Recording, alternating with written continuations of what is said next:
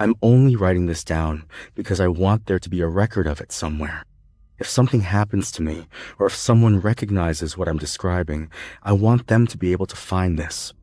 I've told pieces of it to a couple of people close to me, but I've never laid it all out from start to finish, so that's what I'm doing now. I've worked the night audit shift at the Hargrove Inn for about 2.5 years. It's not a fancy place. It's one of those mid-range hotels that sits just off a state highway at the edge of a small city, the kind of place truckers stop at, and traveling salespeople, and families on road trips who just need somewhere cheap to sleep before they push on in the morning. We've got 63 rooms spread across 3 floors, a small lobby with a fake fireplace that doesn't work, 2 vending machine alcoves, and a breakfast area that gets set up by the morning staff. I'm the only person on duty between 11 at night and 7 in the morning, 5 nights a week, Sunday through Thursday.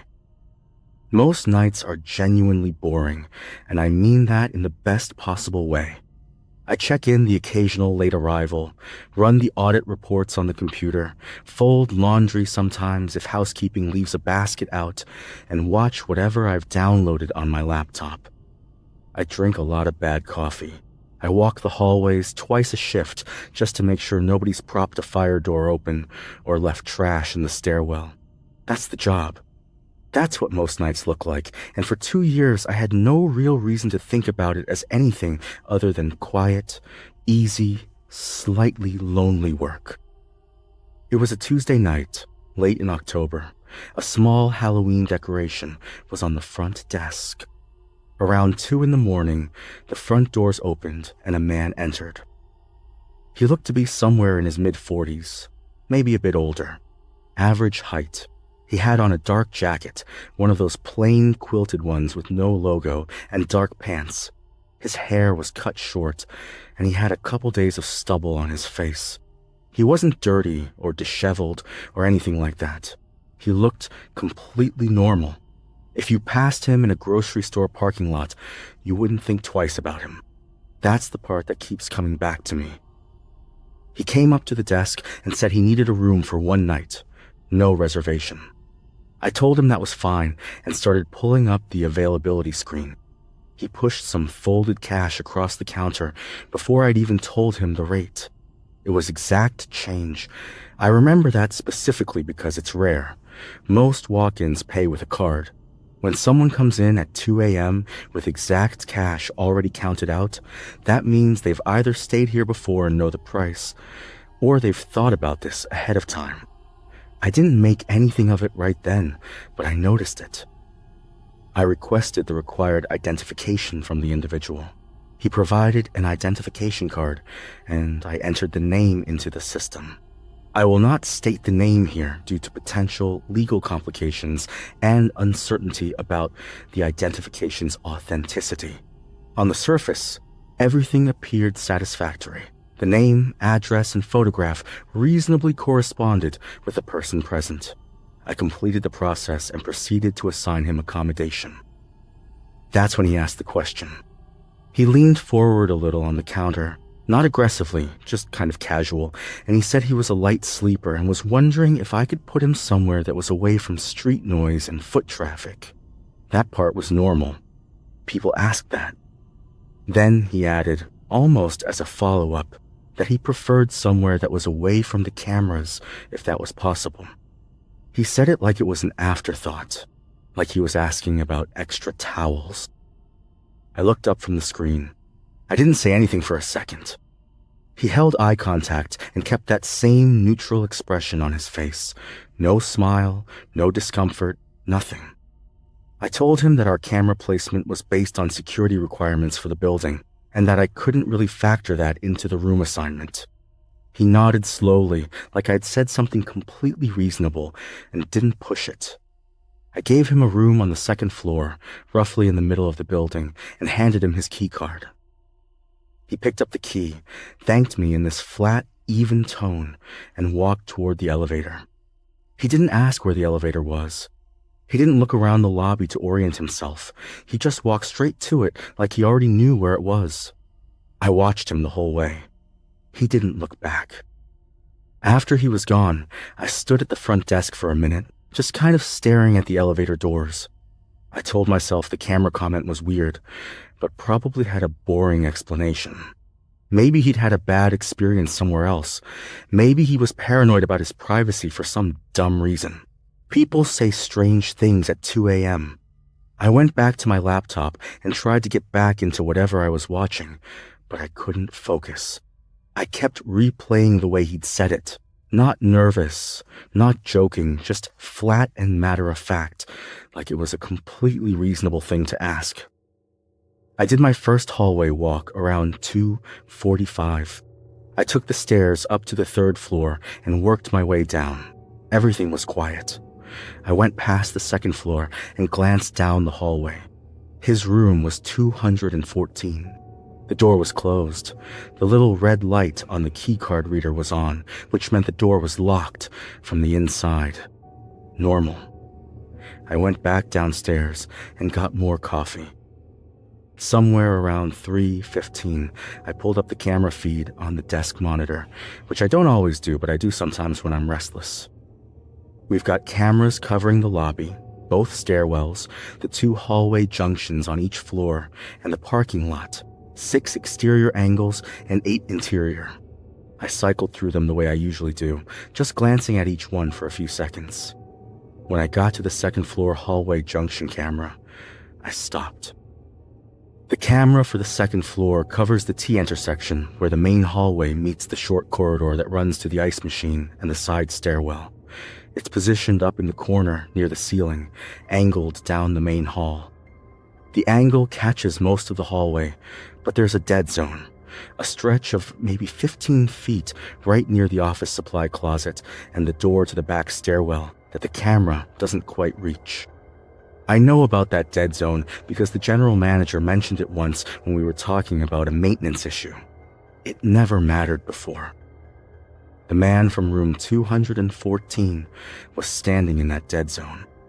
I could see the edge of him, part of his left shoulder, the side of his jacket, right at the limit of the camera's reach. He was perfectly still. Both hands were at his sides. He was facing down the hallway, toward the elevator, and toward the stairwell that leads to the back of the building. He wasn't on his phone. He wasn't moving at all. He was just standing there in the part of the hallway where the camera almost didn't reach.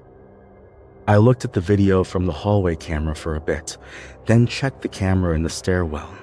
After that, I returned to the hallway camera, and the person was still there. I then viewed the parking lot camera, which showed cars in their usual places but no activity. Returning to the 2nd floor hallway camera, I observed that the person had departed. I sat there for a second, and then I checked the timestamp. I had been watching that feed for almost 6 minutes. In 6 minutes, he had not moved once. And then between one camera check and the next, he had simply disappeared from the frame.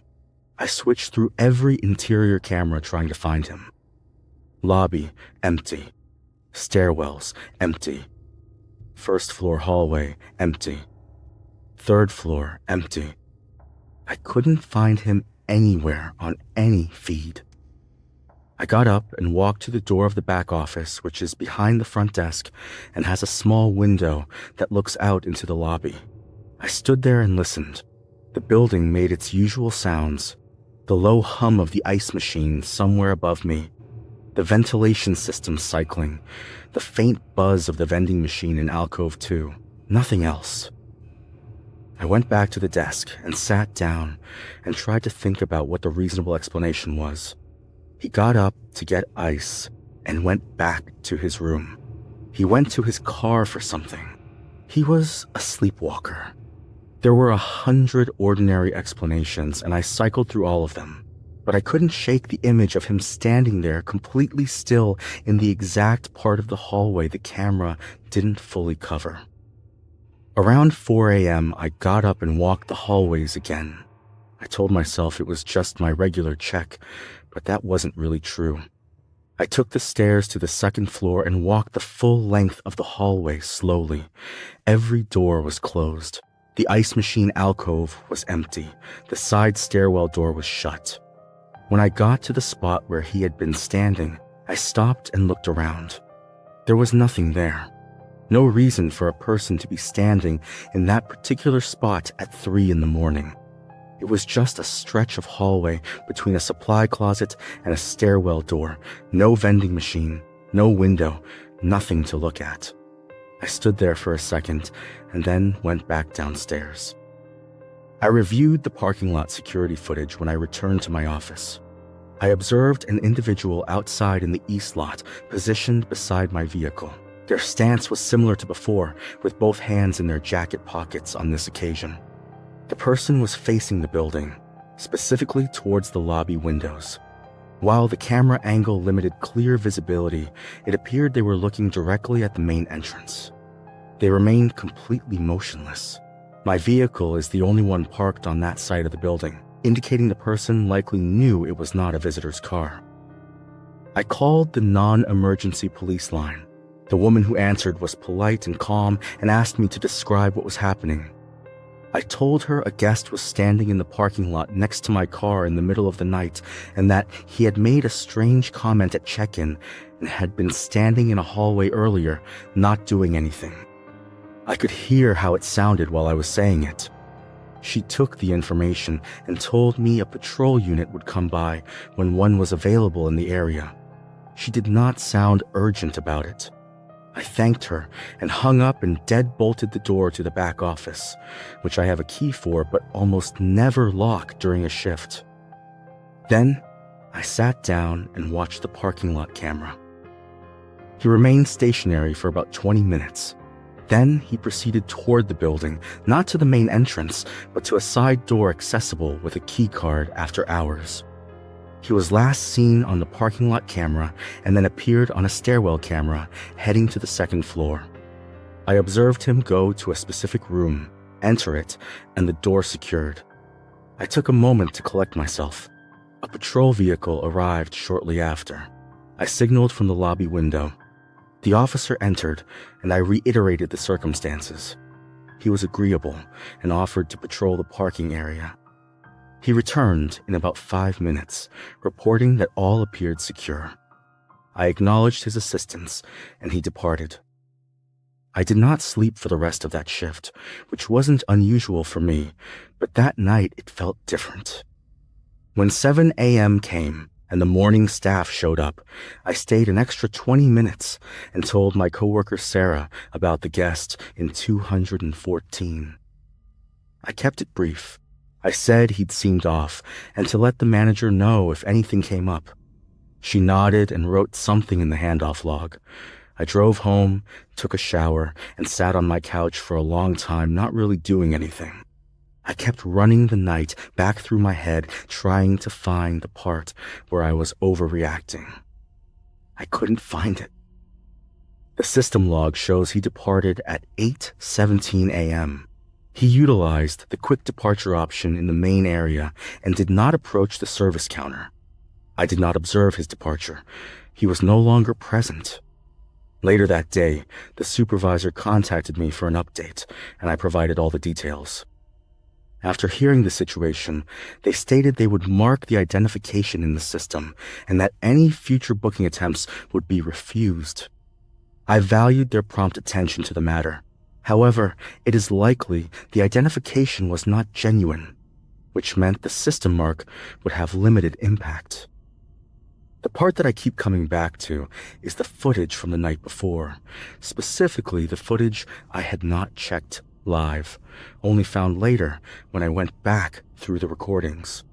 The second floor hallway junction camera, the one with the dead zone near the supply closet. I had been looking at that feed from around 3:15, and I'd watched him standing at the edge of the frame for what the timestamp told me was 6 minutes. But when I went back through the full recording the next day, I found that he had first appeared at the edge of that camera at 2:58 a.m. That was 17 minutes before I ever looked at the feed. He had been standing in that hallway for 17 minutes before I noticed, and I had watched him for 6 before he disappeared. That means he was in that spot for at least 23 minutes total, standing still in the one part of the hallway the camera could barely reach. The supply closet is across from the corridor to the stairwell. that connects floors to the exit, and a service corridor behind the desk to the back office, where I work alone at night. When I mapped it out the next day, standing in the building in daylight with others around, I realized the route from that hallway spot down the stairwell and through the service corridor ends at a door near where I sit every night. That door does not have a camera on it.